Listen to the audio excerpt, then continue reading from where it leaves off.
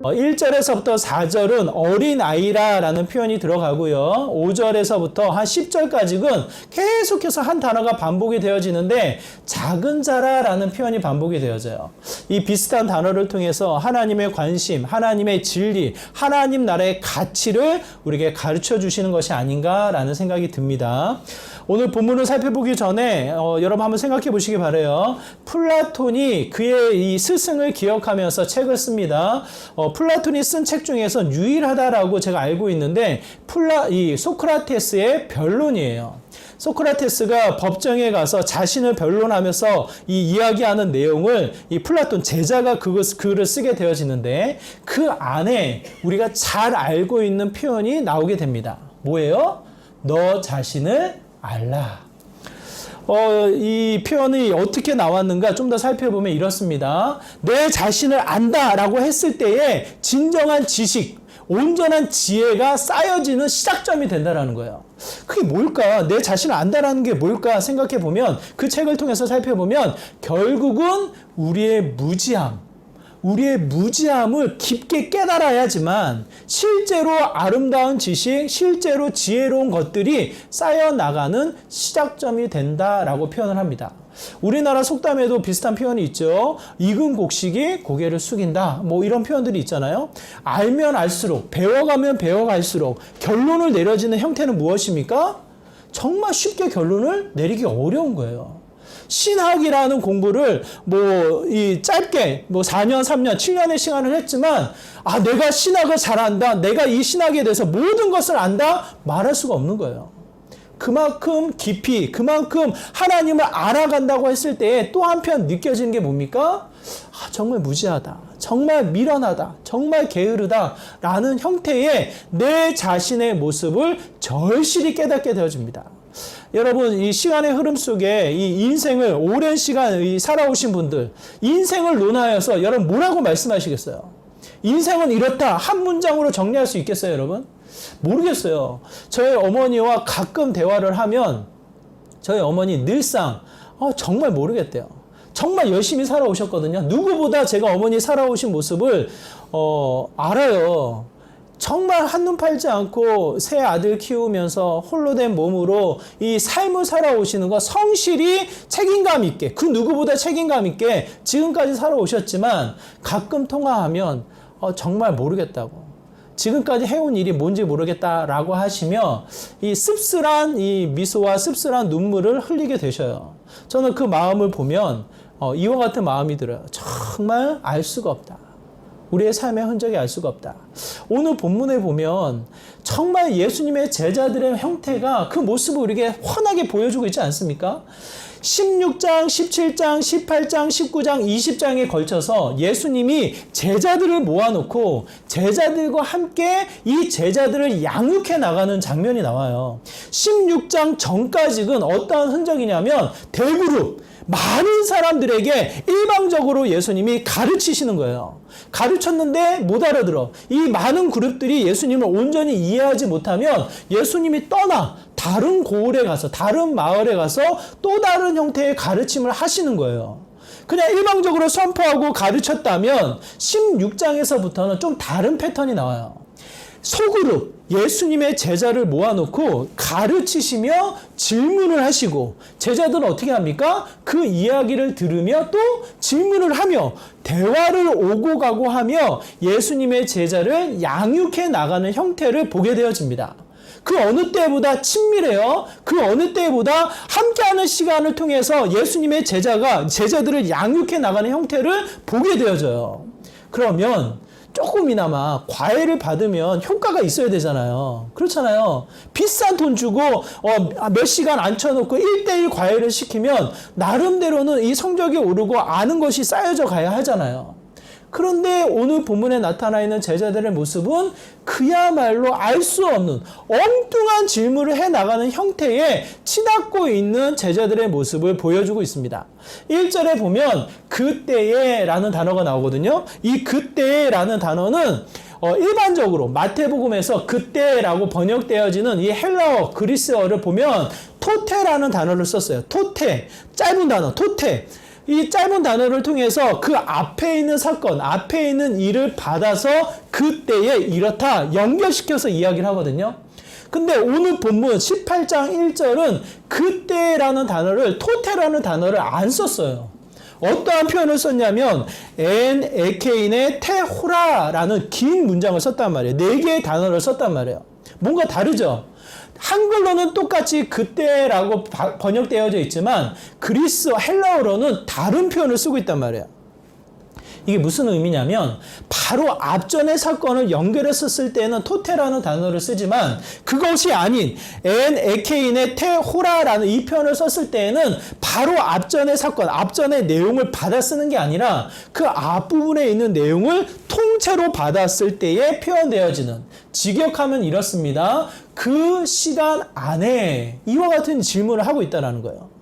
이 무엇을 주목해서 이야기를 하는가? 그 앞부분의 사건을 우리가 살펴보면 마태, 마가, 누가 비슷한 이 사건이 기록되어져 있는 본문을 비교해서 보면 하나의 포인트를 찾게 되어지는데 우리가 지난주에 살펴보았던 대로 22절과 23절의 상황, 그 배경을 보게 되어집니다.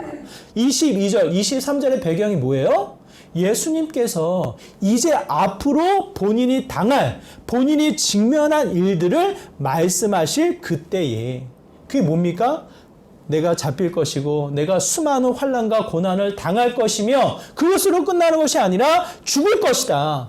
죽지만 그 죽음으로 끝나는 것이 아니라 사흘 만에 내가 살아나리라 라는 앞으로 이루어질 일들을 예수님께서 말씀하시는 그 시간 안에 예수님께 질문을 하고 있는 제자들의 형태를 보게 되어집니다.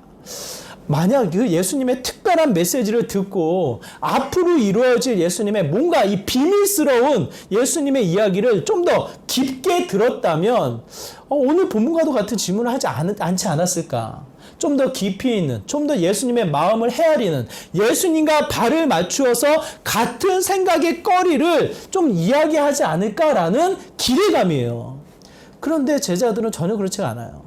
어떤 질문을 하고 있습니까? 우리 1절의 말씀 한번 같이 읽어볼까요? 1절의 말씀입니다. 함께 있습니다. 시작!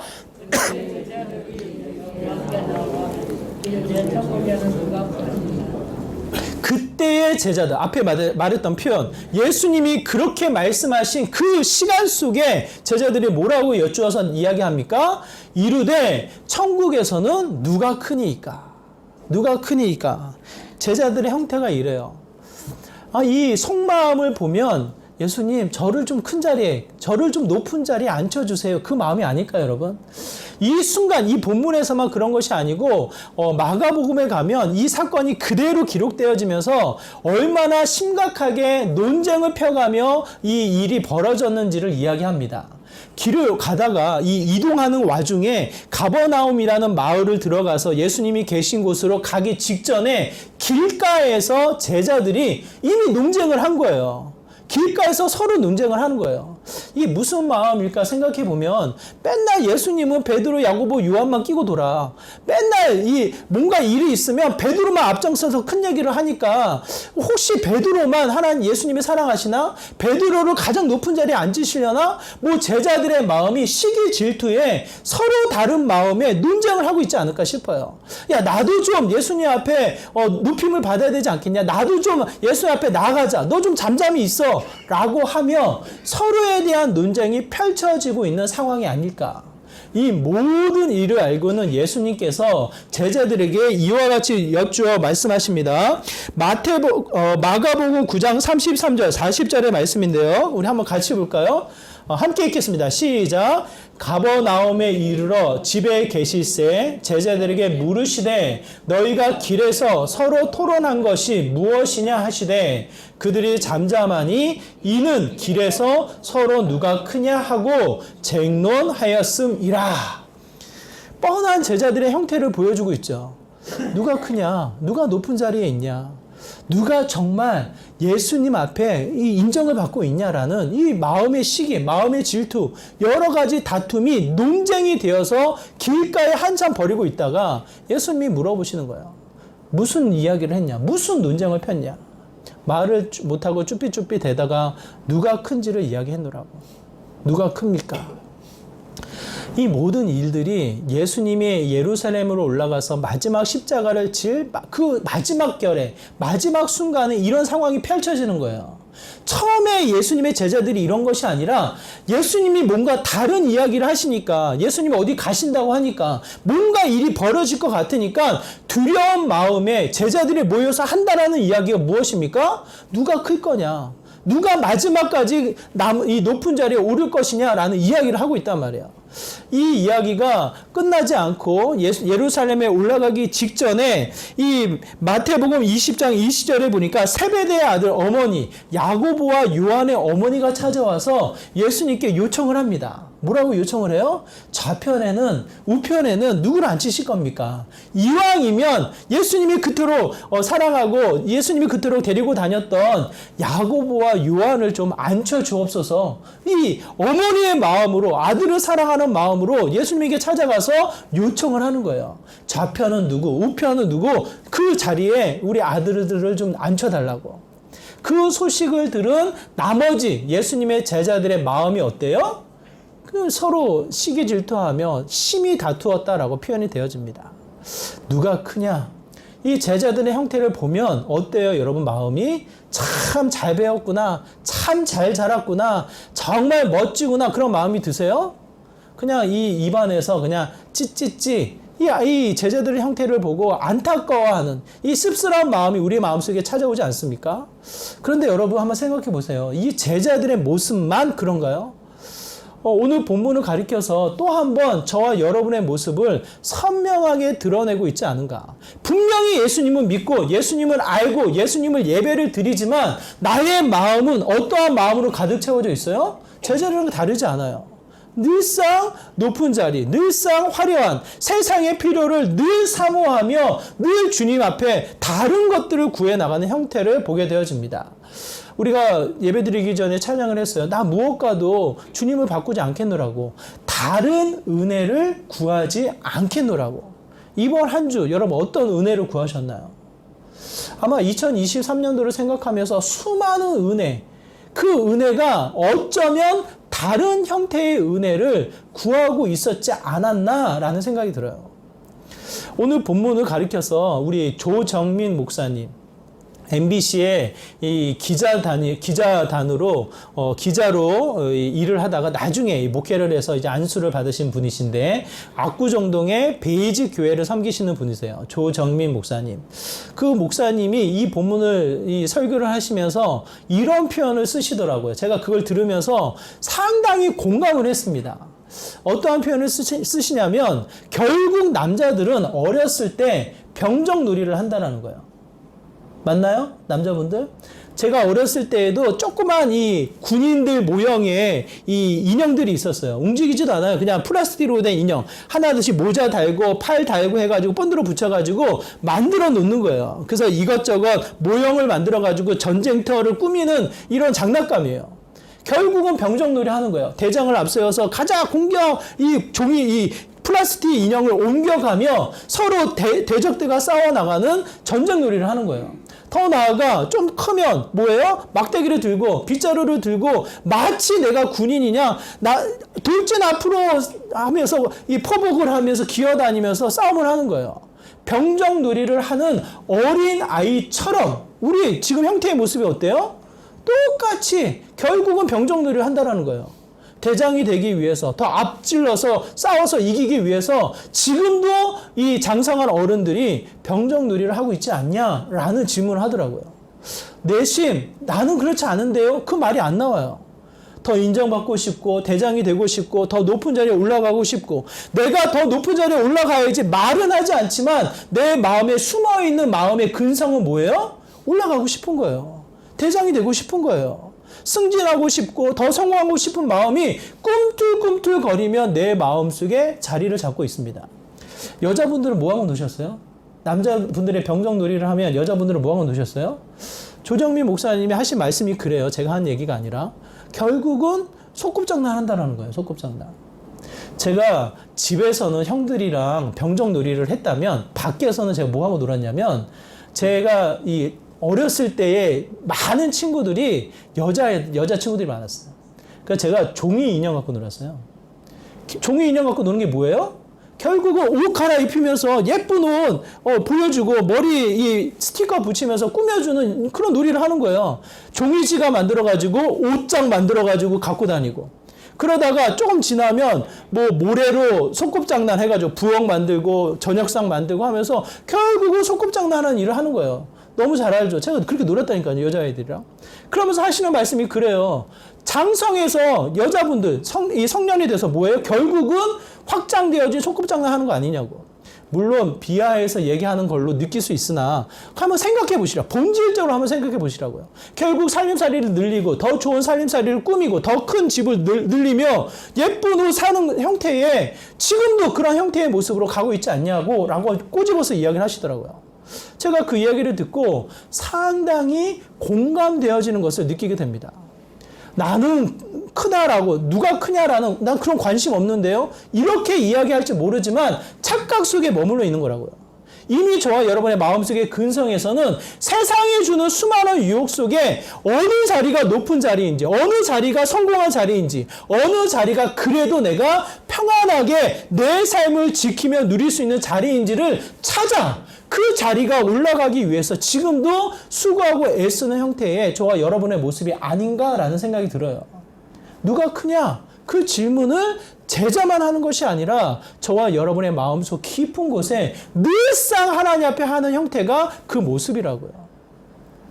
제가 심리학의 책을 보면서 또 한 번 제가 느끼게 되어지는데 어떤 표현이 있냐면 위조된 기억이 있대요. 위조된 기억. 저는 반드시 제가 기억하고 반드시 그 기억이 맞다라고 여겨지는데 내 자신도 모르게 그 기억이 위조된 거예요. 위조. 잘못된 기억인 거예요. 잘못된 기억. 이 데자뷰라는 게 있어요. 이 대표적인 상황이 데자뷰인데 분명히 그 상황을 내가 처음 직면한 상황임에도 불구하고 내가 전에 이런 상황이 있었는데 이와 같은 상황이 전에 분명히 있었던 것 같은데 라고 생각하는 착각. 그게 뭐냐면 위조된 기억이에요. 위조된 기억.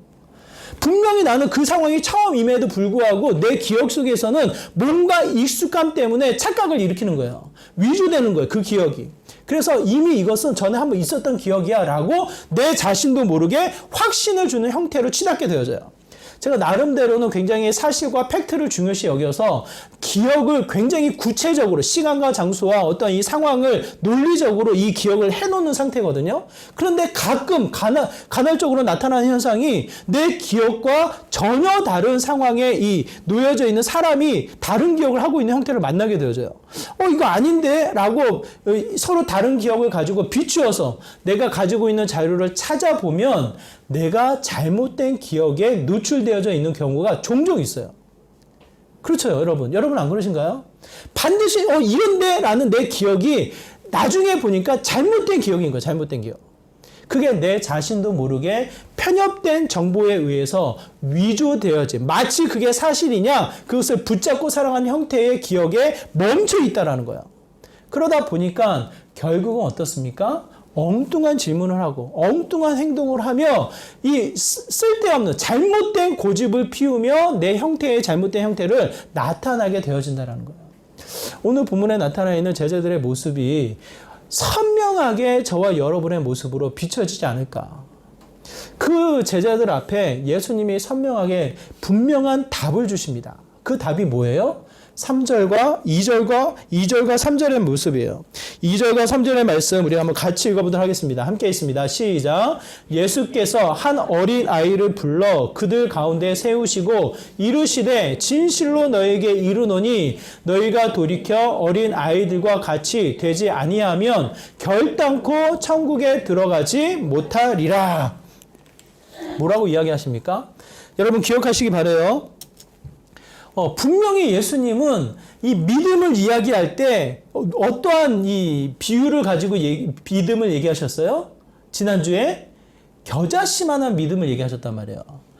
그 이스라엘 백성이 알고 있는 가장 작은 단위의 믿음을 이야기하셨단 말이에요. 그런데 이 제자들의 질문은 뭐예요? 누가 크냐예요, 누가. 엉뚱한 질문을 하고 있단 말이에요. 그 엉뚱한 질문, 엉뚱한 관심사를 가지고 있는 이 제자들에게 분명히 예수님이 말씀하시는 것은 이 어린 아이와 같은 자가 천국에 들어간다. 만약 이 어린아이와 같지 않다면 결단코 천국에 들어갈 수 없느니라라는 분명한 모델, 분명한 이 이미지를 선명하게 제시를 하십니다. 그게 뭡니까? 어린아이와 같은. 여러분 반드시 기억하시기 바라요. 어린아이와 같은 자가 천국의 은혜를 누리는 거예요.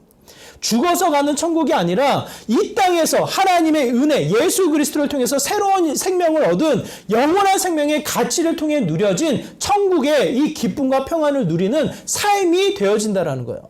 자, 천국에 들어가고 싶어요? 안 들어가고 싶어요, 여러분? 이 땅에서 살아가는 삶이 그냥 세상에 쫓겨서 분주하게 내 마음의 평안을 놓치고 살아가길 원하세요? 아니면 예수님이 약속하신 영원한 생명을 부여받아 그 영원한 생명의 가치를 통해 이 평안을 누리는 천국의 삶을 살기를 원하세요? 근데 그 천국의 삶이 어떠한 모습으로 우리에게 주어지냐고요. 여러분 반드시 기억하시기 바라요. 어린아이와 같을 때.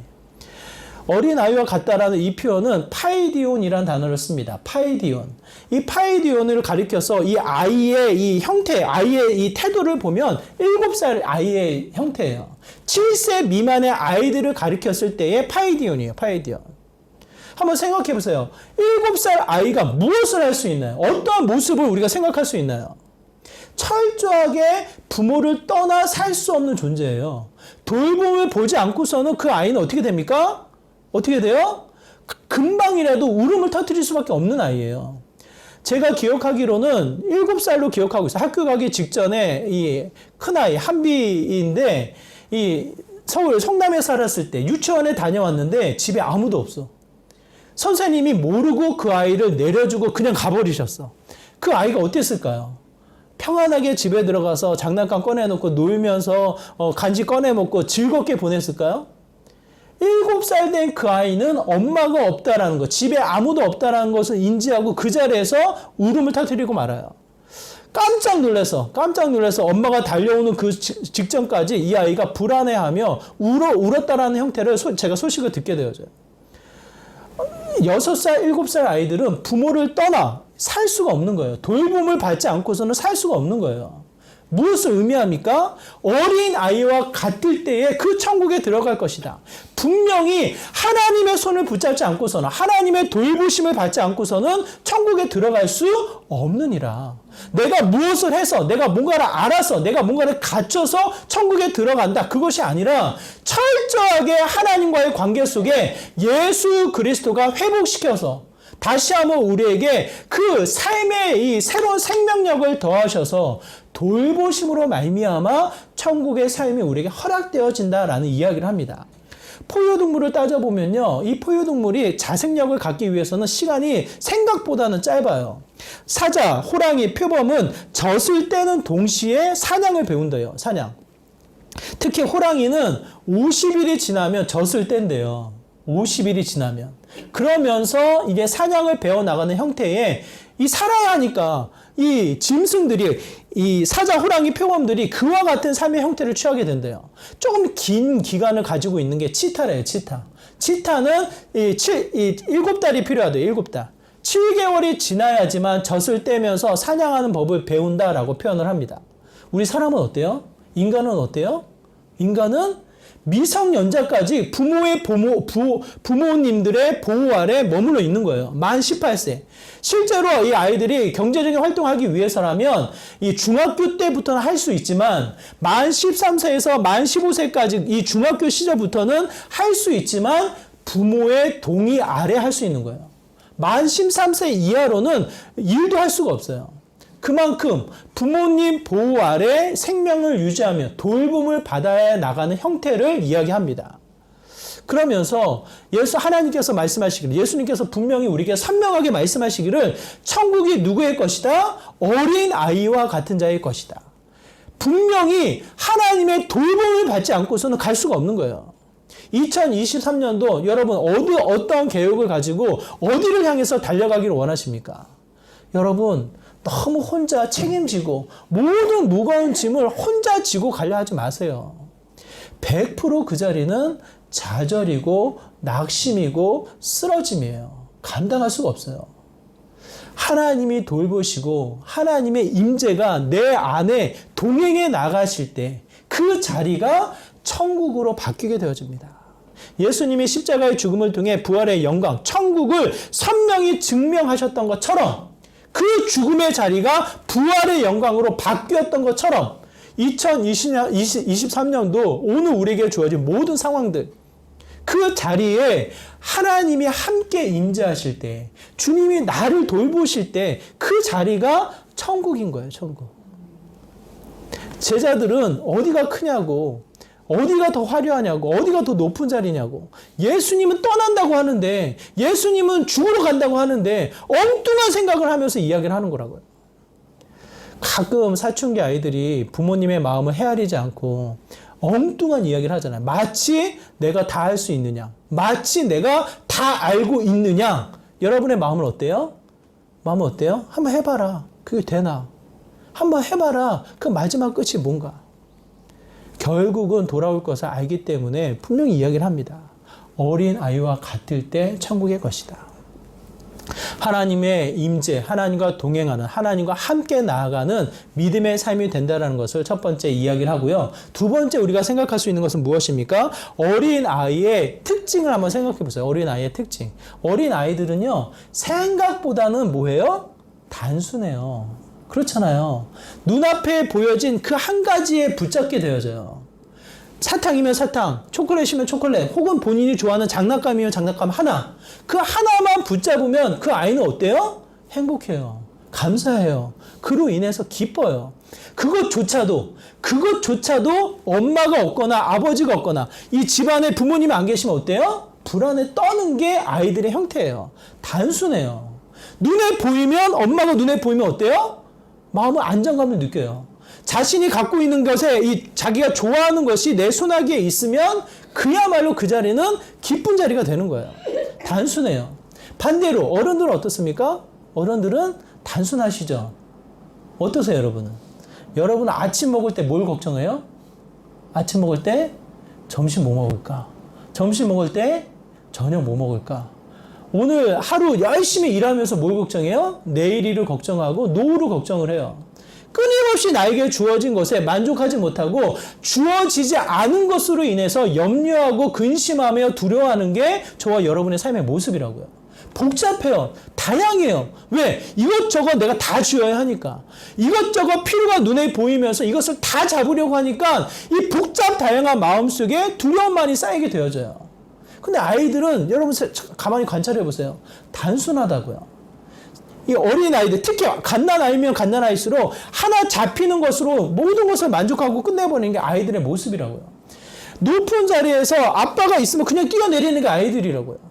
생각하지 않아요. 이 자리에서 뛰어내려가지고 아빠가 나를 잘못 잡아가지고 내가 떨어져가지고 피가 나고 아프면 어떡하지? 이런 복잡 다양한 얘기 생각을 안 해요. 그냥 아빠가 있으면, 나를 잡아줘 아빠가 있으면 어떻게 해요? 그냥 뛰어내리는 거예요. 단순한 믿음이라고요. 여러분의 2023년도의 삶의 형태 속에 단순한 믿음으로 나아가시기를 바라요. 어떠한 문제가 찾아오든지 간에, 어떠한 일이 내 앞에 펼쳐지든지 간에 어린 아이처럼 하나님이 나와 함께 하시니까, 그분이 원하시는 길이 이거니까 그 하나의 이 단순한 믿음을 통해서 달려나가는 믿음의 형태가 되기를 간절히 소망합니다. 하나님이 주신 복음, 믿음으로 받는 거예요. 그 믿음의 복음을 통해서 나에게 주어진 것은 그 믿음을 통해서 앞으로 전진해 나가는 믿음의 삶을 우리에게 말씀하고 계시지 않은가라는 생각이 들어요. 이 조정미 목사님이 이 기자니까 얼마나 따지길 좋아했겠어요. 이제 온누리교회에 사모님이 다니셨나 봐요. 보니까 처음 이 온누리교회를 밖에서 보니까 시끄럽죠. 뭐 기도한다 하시고 막 떠들죠. 막 그러니까 이 교회는 잘못된 교회다. 해서 이 교회를 취재하기 시작을 해요. 취재. 본인의 기질에 따라서 뭔가 잘못됐다. 잘못된 것을 찾아야겠다라고 하면서 그 교회의 이 일들을 낱낱이 조사를 하기 시작해요. 그러면서 조사를 하다 보니까 그 예배의 자리에 가야 되거든요. 새벽 예배를 가게 되고 또 시간마다 모임에 찾아가서 듣게 되어지니까 어느 순간에 어떻게 됩니까? 어떻게 돼요? 그야말로 복잡 다양하게 접근해서 이 반야 저 반야 복잡 다양하게 이 교회를, 이 문제를 파악하기 위해서, 문제를 찾아내기 위해서 접근해 나갔지만 한순간에 무너지면서 눈물이 흘려지는 거예요. 모든 복잡한 질문과 이 복잡한 여러 가지 생각의 거리들이 한순간에 사라지면서 말씀이 믿어지기 시작하는 거예요. 단순하게. 예수님이 나를 위해서 오셨다라는 이 믿음의 이 핵심이 자기에게 찾아오게 되어지면서 눈물을 흘리게 되어지고, 그러다가 결국 이 하나님을 제대로 알아야겠다라는 결단을 가지고 미국에 건너가서 신학을 하고 목사 안수를 받고 돌아오는 일을 하게 되어집니다. 복잡 다양하게 성경을 접근해 나가는 사람은 정말 많아요. 이게 맞냐? 이게 틀리냐? 이게 정말 이게 하나님의 말씀이냐? 예수님이 진짜 살았냐? 예수님이 정말 사람이냐? 뭐 여러 가지 복잡 다양한 질문을 가지고 접근해 들어와요. 해보시라고요. 그 자리에는 단순한 믿음밖에 없어요.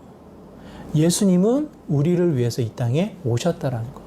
우리의 모든 죄값을 대신 지시고 십자가에 달려 대신 죽으셨다라는 거. 그 죽음으로 끝난 것이 아니라 부활의 영광을 증명하시며 영원한 생명으로 우리를 이끌어 나가신다라는 것. 이 복음의 믿음이 단순하게 우리에게 허락되어집니다. 여러분의 모든 일상이 단순한 믿음으로 나아가는 믿음의 형태가 되기를 간절히 소망해요. 어린 아이의 모습이 그와 같은 거예요. 복잡 다양한 게 없는 거예요. 세상이 복잡하죠. 세상은 쪼개서 너무 다양하게 만들어놨어. 그러다 보니까 하나를 취해야 하는데 이 복잡 다양한 것들이 너무 다양하게 들어가 있어요. 세상이 편해진 것 같죠, 여러분? 세상이 편해지는 듯 싶지만 그 안에 너무 세분화되어 있어가지고 그거 하나하나 배워나가는 게 너무 힘들어요, 여러분. 제가 나름대로는 기계를 잘 다루고 컴퓨터를 잘해요. 근데 아마 제 기억으로는 2009년도부터 멈춘 것 같아요, 제가. 2009년도 이후에 나와 있는 프로그램이나 뭐 새로운 이 기계들 잘 몰라요. 그 전에 이 다루었던 핸드폰, 팜이라는 이 손에 들어가 있는 이 컴퓨터 형태라는 이 팜에서부터 스마트폰으로 바뀌어 나간 그 형태의 기능만 제가 익히고 아는 거지 그 이후에 나타나는 기능은 정말 모르겠어요. 특히 카메라 기능이 핸드폰에 엄청 들어가 있잖아요. 몰라서 못 써요. 너무 세분화되어 있기 때문에. 복잡해요. 세상은 점점 복잡해지고요. 세분화되어지고 더 다양해져요. 거기에 뭘 선택해야 될지 모르는 이 어려운 상황에 여러분이 놓이게 되어집니다. 그런데 여러분 기억하세요. 정말 예수님은 단순하게 여러분에게 찾아오셨어요. 단순한 믿음을 통해서 천국의 역사를 여러분에게 허락하셔요. 모든 문제가 복잡하게 찾아올 때 한 가지만 기억하세요. 어린 아이처럼 단순하게 그 문제를 바라보세요. 예수님의 시선으로, 예수님의 믿음으로 단순하게 그 문제를 바라보면 하나님이 일하시는 역사가 펼쳐지게 되어집니다. 마지막 우리에게 보여주는 말씀이 4절의 말씀인데요. 우리 4절의 말씀 한번 같이 읽어볼까요? 함께 있습니다. 시작. 그러므로 누구든지 이 어린 아이와 같이 자기를 낮추는 사람이 천국에서 큰 자니라. 드디어 예수님께서 답을 주십니다. 누가 큰 자입니까? 누가 큽니까? 예수님이 뭐라고 답하셔요? 이 어린 아이처럼 자기를 낮추는 자가 큰 자니라. 여러분 한번 생각해 보세요. 6살, 7살 아이가 뭘 알길래 겸손이라는 단어를 알고 겸손이라는 성품의 가치를 알고 내 자신을 낮춰야지 이렇게 이야기합니까? 겸손해야지 이렇게 자신의 이 성품을 갖춰 나갈 수 있을까요, 여러분? 존재 자체가 낮아질 수밖에 없는 거예요. 엄마가 주는 밥 없이는 살 수가 없기 때문에, 하나님이 주시는 은혜 없이는 살 수가 없기 때문에 그냥 바닥에 내 무릎을 꿇고 코를 땅에 박고 낮아질 수밖에 없는 존재의 가치를 선명히 알게 하시는 거라고요. 선명히 알게 하시는 거예요. 너 자신을 알라. 알면 알수록 깨달아지는 게 무엇입니까? 정말 무지한, 알 수 없는 이 미련한 가운데 놓여져 있는 이 근성, 이 마음의 근성을 깨닫게 되어져요. 그러므로 하나님 앞에 코를 박고 정말 고개를 숙일 수밖에 없는 게 저와 여러분의 모습이고, 더 나아가 하나님을 알기 때문에 그 누구 앞에서도 교만할 수 없는 거예요. 그 누구도 업신여기며 그 누구도 무시할 수 없는 상황인 거예요. 오늘 본문의 어린 아이들의 이 배경이 되는 상황을 한번 보세요. 수를 헤아릴 때, 인구수를 헤아릴 때 어린 아이를 넣습니까? 안 넣습니까? 여러분이 어렸을 때 호적을 등록할 때 1년, 2년 늦게 등록한 경우 있죠. 왜 그래요? 그 아이를 생명으로 보는 거예요, 안 보는 거예요? 언제 죽을지 모르니까 내버려 두는 거예요, 일단은. 얘가 1년, 2년 살았네. 아, 그러면 이제 생명이 살 건가 보다. 등록하는 거라고. 호적에 등록하는 거라고요. 등록하기 전에는 생명의 가치로 덜 여기는 거예요. 덜. 죽을지도 모른다라는 가능성을 두고 이 아이를 생명의 가치로 여기지 않는 거라고요. 지금은 이제 생명의 가치를 느끼기 때문에 법적으로도 그걸 금지해 놨기 때문에 태어나자마자 한 달 안에 신고를 해야 되는 거예요. 왜? 생명이니까. 그 생명의 존엄성이 헤어지면 안 되니까. 근데 이 당시 배경은 애들이 자랐어도 싸우기 전까지, 20살이 되기 전까지는 수로 헤아리지 않는 시대라고요. 어린 아이들을 멸시하고 무시하고 그야말로 과부와 여자들은 인정받지 못하는 시대의 흐름이란 말이에요. 그 상황 속에 예수님께서 말씀하시는 거예요. 이 어린 아이 같이 자신을 낮추는 자, 없이 여길 것이 아니라 멸시할 것이 아니라 무시할 것이 아니라 이 어린 아이처럼 스스로 자신을 낮추는 자가 온전히 하나님의 큰 영광을 누리는 큰 자가 될 것이니라 선명하게 말씀하고 계시더라고요. 그 방법을 여러분에게 가르쳐주고 계시다고요. 예수님이 하나님의 동등됨을 취하지 아니하시고 자신을 낮춰 십자가에 달려 죽으시기까지 순종하심으로 말미암아 부활의 영광, 자신의 이름을 존귀하게 하셨노라. 저와 여러분이 정말 천국에서의 큰 은혜, 천국에서의 하나님으로부터 인정받는 삶을 살기 위해서 다시 한번 내 자신을 절실히 깨달아, 내 자신을 그냥 거울로 비치는 예쁜 모습만 보지 마시고 내 안에 이 마음에 숨겨져 있는 마음을 선명히 보아나가는 정말 여러분 모습이 되기를 바라요. 병정놀이하며 소꿉장난 놀이하며 세상에 발을 맞추어서 화려하게 내 자신을 높이기 위해 나는 그럴지언정 너는 그렇게 살지 말아라. 자녀들에 대한 헛된 마음을 꿈꾸기 이전에 정말 하나님의 마음을 보시라고요. 천국에 들어가고 싶잖아요. 천국이 우리의 소망이잖아요. 그 자리가 선명히 우리에게 말씀하고 계십니다. 어린 아이와 같은 자가 천국의 것이다.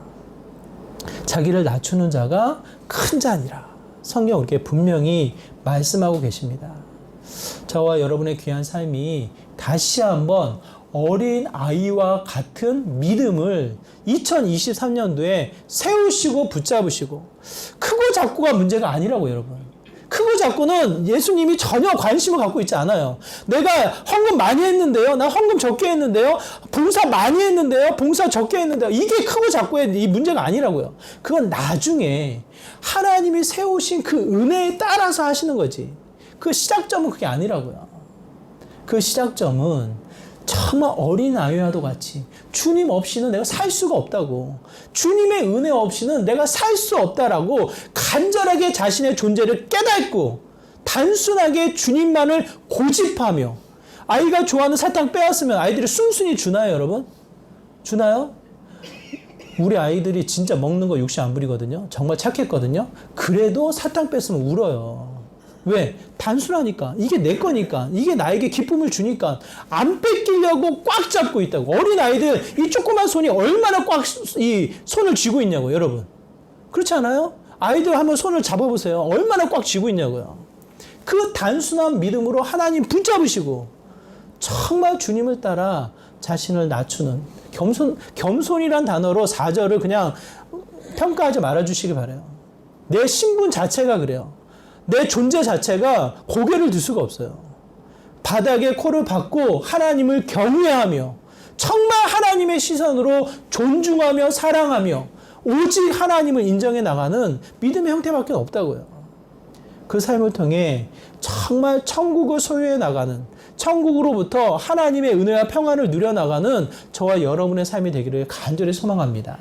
어린 아이의 믿음처럼 어린 아이와 같은 믿음을 기억하시고 2023년도 천국의 은혜를 누려나가는 믿음의 복된 한 해 되시기를 주님의 이름으로 축원합니다. 우리 말씀을 기억하시면서 함께 기도하기 원합니다. 내 생각으로만 멈추지 않게 하시고 나의 무지에만 멈추지 않게 해주시고 세상의 이 수많은 가치에 속지 않게 해주시고 어린 아이와 같은 믿음을 통해 정말 하나님의 관계를 놓치지 않게 하시고 단순한 믿음으로 주님 붙잡게 해주시고 철저하게 내 자신을 낮추어서 주님을 경외하며 온전한 존중과 사랑을 실천해 나가는 믿음의 귀한 삶이 되게 하여 주시옵소서라고 말씀을 기억하며 나의 삶 2023년에 허락되어진 천국을 누려나가는 믿음의 삶을 기대하며 이 시간 함께 기도하며 나가도록 하겠습니다. 기도합니다.